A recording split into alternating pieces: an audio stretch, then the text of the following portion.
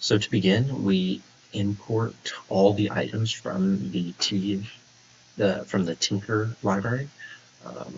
We then define our class as the loan calculator. This is going to be all of our functions that we then define underneath. First function we then define is the underscore underscore int underscore underscore self. This I believe is the inputs taken from the calculator like inputs.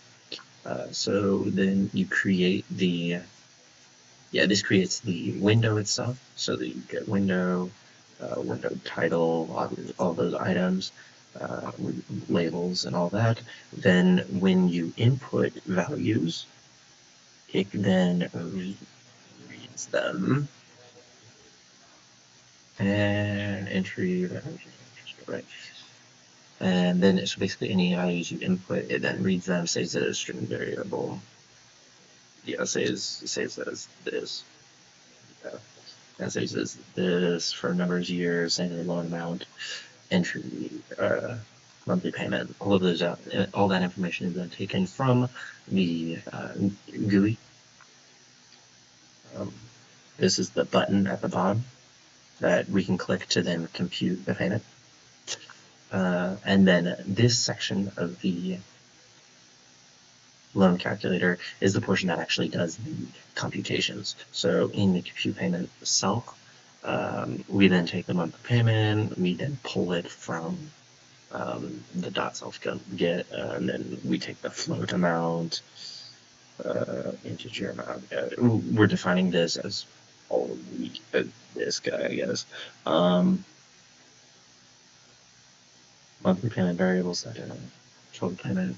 Okay, and then total payment is then defined by using the float of our monthly payment, multiply that by 12, and then taking the integer of number of years, the value that we got from the number of years, and that would be the total payment. Then total interest is then this is the value I added, total interest.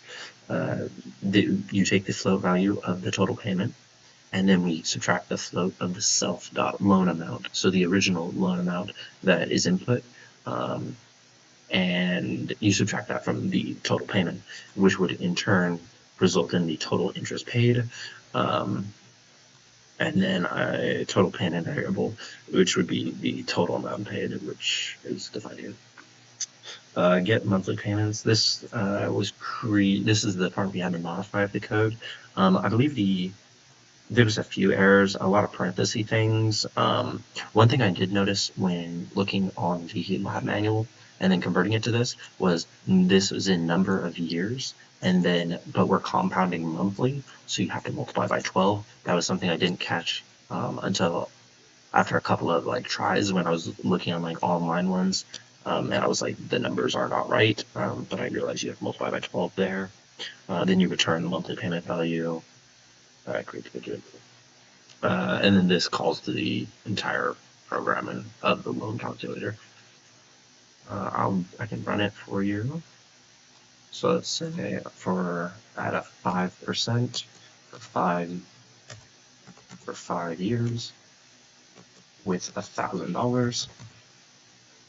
Our computations would say it's 1887 for the per monthly payment. Then total interest would be 132.20, and then total payment is obviously the 1,000 plus the 1320.